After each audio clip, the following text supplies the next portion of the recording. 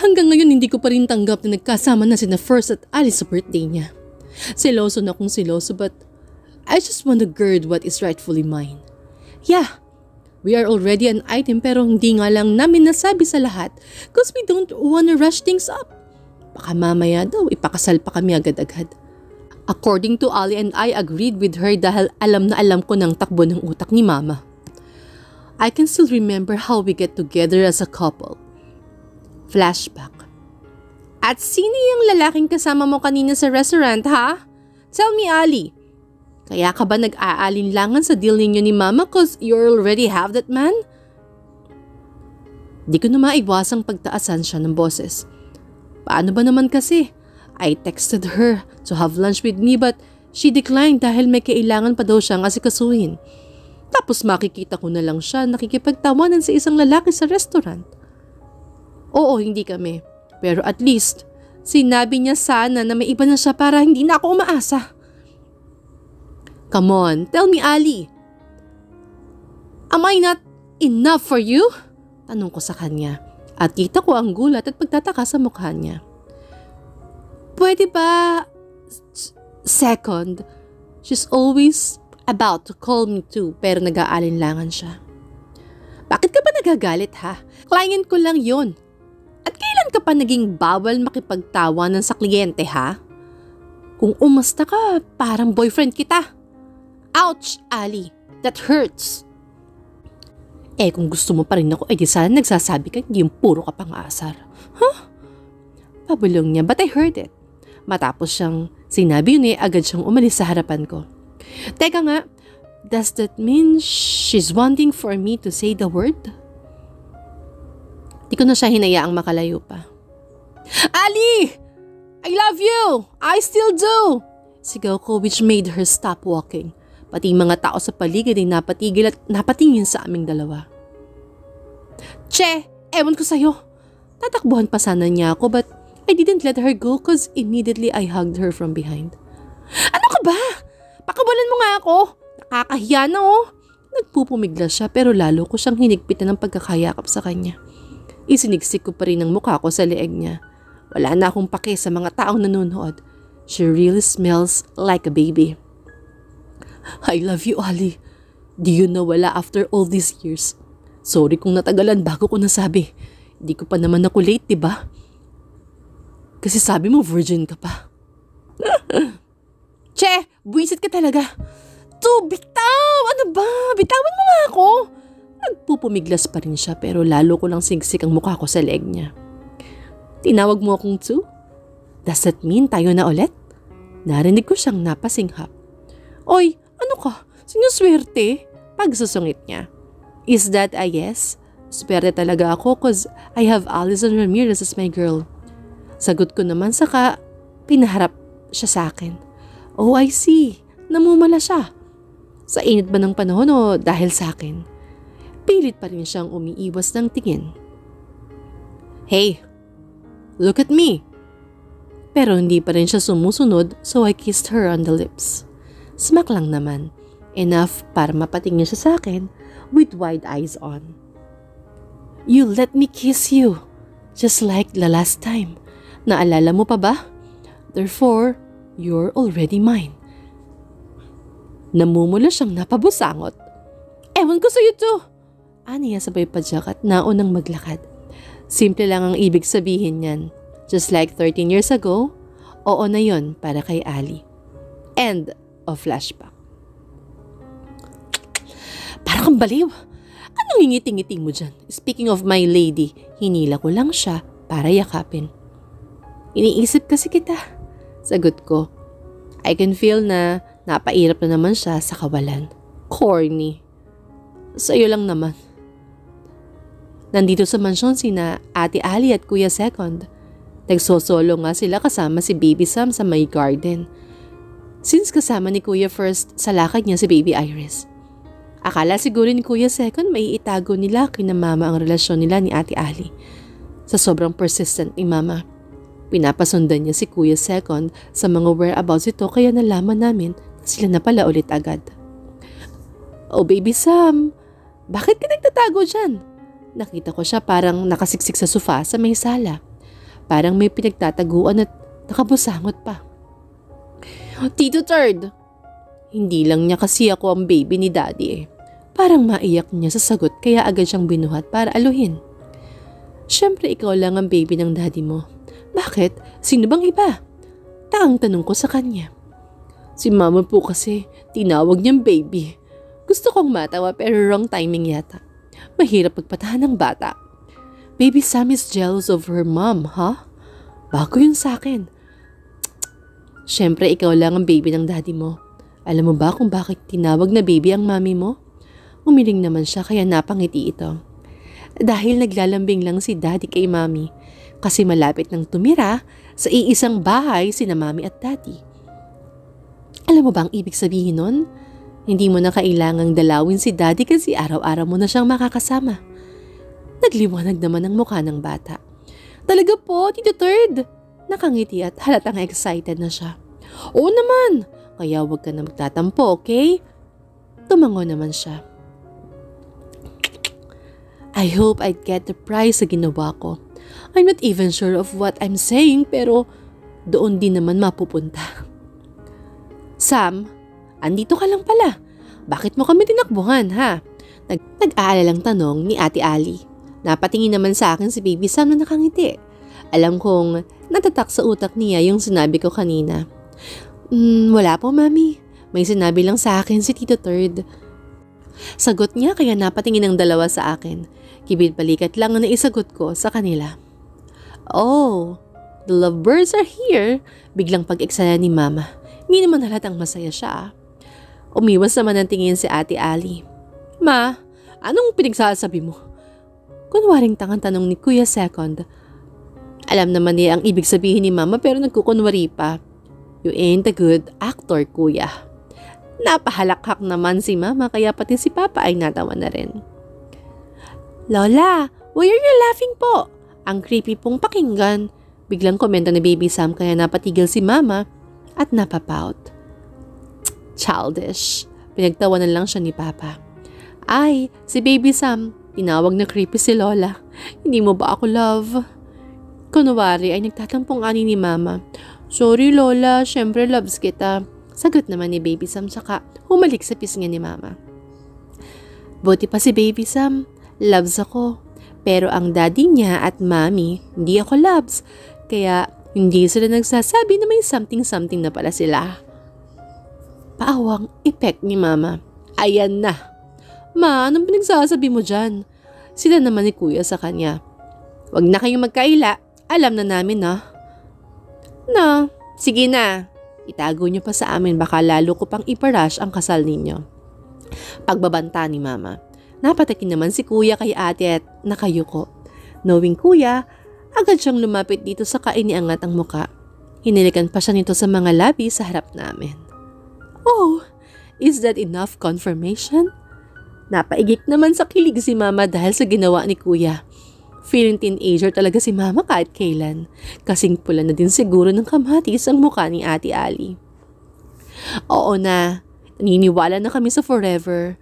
Yay Baby Sam! Malapit na ang grand wedding ni na Daddy at Mami mo. Tili ni Mama sabay sila ni Baby Sam sa pagtalon-talon. Han, stop that. Para kang bata. Hindi na rin nakatiis si Papa sa ka-childish siya ni Mama. Paano ba yan, Ali? Welcome to the family. Baling naman ni Papa kay Ali na ngayon hawak ni Kuya ang kamay. Paano ba yan? Mukhang mas mapapaaga ang kasal natin kaysa inaasahan. May halang pagbibiro na bulong sa akin ni Second. Kapisit to. Nasa harap kaya kami ng pamilya niya. Huwag nga kayo magbulungan dyan. Lakasan ninyo para marinig din namin. Panghiinis ni Third sa Kuya. Bas na kayo sa usapan namin, right baby? Baling sa akin yung Second na labis na nakapagpapula sa pisngi ko. Wow ha, ang lakas mo maka-teenager. Napapailing na lang si tita at tito sa amin samantalang napapasipol na lang si Third habang nakikipaglaro kay Sam. Ma'am, sir, may babae pong kausap si Sir First sa baba. Kanina pa po nagpupumilit pumasok eh. Sapad ng isang katulong habang nasasala kami. Agad namang tumayo sina tita at tito ko kasabay si Second na pinapayuhan kami ni na Third na dumito muna sa sala at sila ang naglalabas. Sino kaya yun? Tanong sa akin ni Third at kibit-balikat na lang ang naging sagot ko. Kung siya na nga na may bahay, di alam, ako pa kaya. Napansin kong napatagal yata sa labas kaya nakapagdesisyon akong lumabas na rin. Pakiramdam ko kasi may importante silang usapan sa labas at feeling ko dapat akong makisali. Huwag mo nang ipilit. Desa, wala kang anak dito. Naabutan kong sigaw ni Second sa babae na nakayuko. Nakasuot siya ng maluwang na t-shirt at nakaskirt din ng hanggang sa baba ang kanyang tuhod samantalang nakalugay ang mahaba niyang buhok. Patid kong umiiyak siya dahil na rin sa pagyugyug ng kanyang mga balikat. Agad ding ipinasok ni First sa loob si Iris sa mga katulong kaya kami na lang ang matatandaang naiwan sa labas. Meron Second, alam kong may pagkukulang ako dahil iniwan ko sa ampunan pero sana naman hayaan mong makilala din niya ako. Parang awa mo na. Kahit saglit lang. Pagmamakaawa ng babae sa labas na nagpadagundong sa kaba ng aking dibdib. What does she mean? Wala kang ang anak dito. Saan mo ba nakuha ang ideyang nasa akin ng anak mo? Kaninong lalaki mo naman anak yan at sa akin mo binabalak itanong? Sigaw ni Second sa babae at nagulat na lang ako nang bigla siyang sinampal ng babae. Lumapit na rin si Tito at Tita maging si First kay Second para awatin. Parang gusto ko nang maiyak dahil sa ideya na ako nga ang pinagsasabi ng babae. Wag mo kung pagsasalitaan ng ganyan, Second. Dahil alam mo na ikaw at ikaw lang ang lalaking pinagbigyan ko ng sarili ko. Dahil sa paniniwala mo na minahal mo ako. Sigaw ng babae sa kanya na nagpatulo sa luha ko. Now it's confirmed. Siya ang ina ni Sam and I can feel it. Hindi na nakapagsalita si Second at tanging pagyuko na lang ang nagawa. Iha, sa loob na tayo mag-usap. Masyado na tayo nakakaagaw ng atensyon dito. Mahinahong ani ni Tita. Saktong pumihit sila sa gawi ko ay gulat agad na rumehistro sa mukha nila. Hindi kasi nila ako nakita sa kanina, nakikinig sa kanila. Pinahid ko agad ang luha ko at agad din nagpaunang pumasok. Narinig ko pa ang tawag ni First at Second, pero hindi na ako lumingon dahil masyadong mabigat na sa akin ang nararamdaman ko. Pagkapasok namin sa sala ay saka naman pag-alis niya Third at ang katulong dala ang mga bata. Alam yata ni Third na mabigat masyado ang pag-uusapan namin. Ilang sandali na lang ay nakaupo na silang lahat sa sofa, sa salas at pilit akong kinakausap ni Second pero hindi ko siya kinikibo. Hindi rin makatingin ang babae sa gawi ko. Kung ganun Iha, gaano mo katagal kakilala si Second? Anong meron sa inyo? Diretsyon tanong ni Tita. Napahikbi naman ang babae bago sumagot at tanging malalim na buntong hininga ang narinig ko mula kay Second. Naging kami po ni Second at nagkaanak po kami. Nainiwan ko sa bahay ang punan dahil sa pag-iiwan po ni Second sa akin. Hindi ko po kayang buhayin ang bata. Sagot ng babae na nagpatulo ng tuluyan sa mundo ko. Ngayong alam ko na sa simula ng araw na ito, maaaring mawalan ako ng karapatan kay Sam. Simula pa lang ito. Tuloy na akong napaiyak at hindi ko na hinayaan si Second na umalalay sa akin. Mabilis naman akong dinaluhan ni First. Paanong nangyaring naging kayo ng anak ko ay nasa Amerika siya ng matagal na panahon? Akala namin chambermaid ka sa isang hotel at nasa Saudi ka ngayon. Takang tanong ni Tito. Di makasagot ang babae at di mapakali si Second. Second, anong ibig sabihin nito? All this time ba pinagloloko mo kami? May halong galit na tanong ni Tito. Sabihin mo ng totoo sa amin, Second. Sorry ma, pa. Sorry Ali, I'm so sorry. Mali yung impormasyon na binigay sa inyo ng private investigator maliban kay First. Nang nalaman ko lang na single pa si Ali, hindi ko na hinanap si Desa. At mas binaliwala ko siya nang mapag-alaman ko na nasa pangangalaga ni Ali ang anak namin. I'm sorry. Nakayo ko, ani ni Second at lumakas ang hikbi ni Desa. Paano mo nagawa ito sa amin, Second? You deceive us for your selfish reason? Nakabuntis ka nang di mo pinanagutan? How could you? Di ka namin pinalaki ng ganyan. Sumbat sa kanya ni tita. Hindi ko na alam ang mararamdaman ko.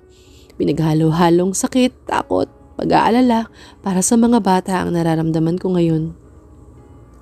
Pinaliwanag ni Second na 12 years ago, umuwi siya sa bansa at doon siya nagkakilala ni Desa sa isang resto bar. Noong araw na ding iyon ay nakita niya ako kasamang isang lalaki na akala niya ay asawa ko na. Nang magkakilala sila ay madalas na siyang bumisita sa resto bar na yon at walang kahirap-hirap na nahulog ang loob ng babae kay Second. Being second chance, napasagot niya agad ang babae at may nangyari na nga sa kanila. After a week, kinailangan niyang bumalik sa Canada para lang hindi siya mahalata ni na tito at tita sa mga kalokohong pinaggagawa niya. Mula noon ay hindi na siya nagkaroon ng communication sa babae. Just last month, nang bumalik siya ay pinahanap niya si Desa pero ako ang natagpuan niya at nalamang single pa ako pero may mga anak. Pinaimbestigahan niya kung paano ako nagkaanak ng dalawa, gayong wala akong asawa at doon na niya natuntun na nag-ampun lang ako at nagkataong nalaman din niya na anak ni Desa ang nakuha ko which is si Sam. Palihim niyang pina-DNA ang bata at napag-alaman niyang anak niya si Sam pero hindi niya hinanap pa si Desa dahil sapat na raw ako. What a lame excuse. Gusto ko magalit pero gusto ko rin magpasalamat kasi kung nalaman ko kaagad yun baka sa simula pa lamang ay wala na sa akin si Sam. Pero nang ibabaw sa akin ng takot na paggising ko sa isang araw ay wala na si Sam sa akin. Ano na lang ang karapatan ko sa bata? Ano na lang? Shh! Everything will be alright, okay? Pagpapatahan sa akin ni First na iiling-iling na naging sagot ko. Hindi ko alam. Ano na naman ang laban ng isang foster mother sa tunay na ina? Haguluhol kong sabi at ramdam ko ang pagtitig sa akin ng lahat. Mabilis akong niyakap ni Second na panahingi ng sorry pero hindi ko alam ang isasagot sa kanya. Kasi ang alam ko lang ngayon ay takot ako. Takot na takot ako para sa mga anak ko at para kay Sam. Takot ako na malayo sa anak ko. Takot na takot ako. Mahal na mahal ko sila pero anong magagawa ng isang tulad kong tunay na ina na mismo ang nanghihingi ng atensyon at pagmamahal nila? Masakit. Sobrang sakit. Tulala ako ngayon sa kwarto ko. Inihatid kami kanina ni Second dito sa bahay at hindi mo na nila hinayaan si Desa na makaharap si Sam para hindi ito mabigla. Pinaubayan nila sa akin kung paano ko ihahanda si Sam sa pagharap nila ni Desa kinabukasan. Hindi ko talaga maintindihan ang nararamdaman ko. Nasasaktan ako kay Second, nasasaktan din ako para sa anak ko at masasasaktan ako para kay Desa.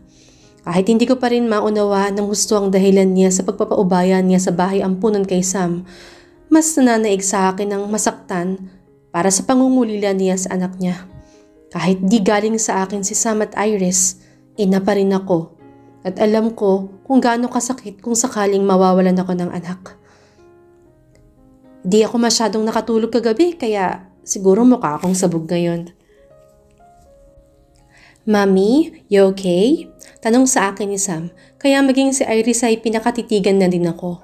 Gusto kong maiyak kasi ramdam ko na anytime soon, di ko na sila sabay makakasama sa breakfast. Pinigilan ko ang mga luha ko at buong puso silang nginitian. Of course, Mami is okay. Halika, kain na tayo dahil mamaya pupuntahan ulit natin si Daddy. Masigla kong sabi sa kanila na agad nila akong tinalima. Ngayon pa lang gusto ko nang mag-breakdown lalo nang maalala ko ang pag-uusap namin ni Sam kagabi. Flashback. Baby Sam, kapag ba nakilala mo ang tunay mong mami, sasama ka sa kanya? Tanong ko kay Sam habang nasa kama pa niya kami. Inaayos ko ang kumot niya para makatulog siya. Tulog na kasi si Iris, siguro dahil sa kapaguran sa adventure daw nila ni First. Paano po kayo, Mami? Hindi ba kayo malulungkot pag pinili ko pong sumama sa girl mom ko? Medyo nagulat ako sa tanong niya kaya hindi agad ako nakaimik. Para akong sinaksak ng punyal sa tanong niya. It's like a confirmation. Pinilit ko siyang ngitian kahit nagbabadya na talaga ang mga luha ko. Of course, Mommy will be sad. Pero dahil little angel kita, ikaw si baby Sam ko, magiging masaya ako para sa'yo. Basta tandaan mo ha, mahal na mahal ka ni Mommy. At kahit ano gagawin ko para lang mabuo ang pamilya ng baby Sam ko. Success. Kasi hindi pa tumutulo ang luha ko and I saw Sam smiling before she hugged me. Kung ganon, Mommy, pag nakilala ko na ang real mom ko, I'll accept her with open arms. Aniya sabay hagikik na siya namang tuluyang nagpatulo sa mga luha ko. Pero Mommy, loves na loves ko pa din po kayo. Kung sasabihin ng real mom ko na sama ako sa kanya, I will po kasi sabi po ni teacher wala na daw makakatalo sa pagmamahal ng tunay na ina. And that made me cry. Hindi ko na napigilan ang mapahikbi. Sa Miss 10, alam na niya ang mga sinasabi niya kahit papaano. Akala ko na ihanda ko ng sarili ko kanina pero ngayon ko lang napatunayan na hindi pala. Mommy, why are you crying po? I thought you will be happy po. Napatawa ako sa gitna ng pag-iyak para hindi niya mahalata na talagang sobrang sakit ng nararamdaman ko. Of course, Mommy is happy. Ito ang tinatawag nilang tears of joy. Sagot ko nang nakangiti siya at hinigpitan ko ang yakap sa kanya. I love you, my little angel Sam. I love you, Mommy. The best po kayo. End of flashback. Right now, I already decided on what to do. Masakit man pero I can't be selfish para lang sa sarili kong kaligayahan. Kapag ina ka na, mas naiisip mo ang kabutihan at kasasaya ng anak mo kaysa sa mararamdaman mo. I'm really sorry, Ali. Pero wag ganito. I can prove myself in some ways. Wag lang ganito, Ali. Kanina pang nagmamakaawa si Second sa akin. Kanina pa kami nakarating sa mansyon nila at naipakilala na din ni Sam kay Dessa. Sobrang iyak ko kanina. Hindi dahil lungkot o saya kundi dahil naaawa ako sa sarili ko. Dahil simula sa araw na ito, uuwi na akong mag-isa. Walang anak at tanging ako lang. Sobrang emosyonal ang pagtatagpo ni Dessa at Sam kanina. Halata mong mag-ina sila dahil bukod sa magkamukha sila ay talagang nagustuhan agad siya ni Sam.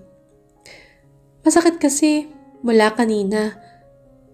Hindi na ako binabalingan ni Sam ng tingin at hindi na ako tinatawag. Masyado na silang abala ni Dessa at tila may sarili na silang mundo. Maging si tita at tito ay wala na rin ng atensyon sa akin kundi kay Dessa. Iris and First is with a lady sa may swimming pool. Girlfriend siya ni First base na rin sa titigan at interaction nilang dalawa. Huwag kang magdrama dyan, Second. Just be happy kasi mabibigyan mo na sila sa wakas si Sam ng kumpletong pamilya. Pilit ang ngiting sabi ko kay Second. Masakit kasi mahal ko rin siya pero sa sitwasyon namin mas mainam na kumawala sa kanya para naman tuloy ang mabuo ang pamilya ng anak ko. I love Second pero mas mahal ko ang anak ko. Hindi man ako ang kasama nila na mabuo ang pamilya nila ay masaya na rin siguro ako dahil ako naman ang nagpasimula ng pagkabuo nila.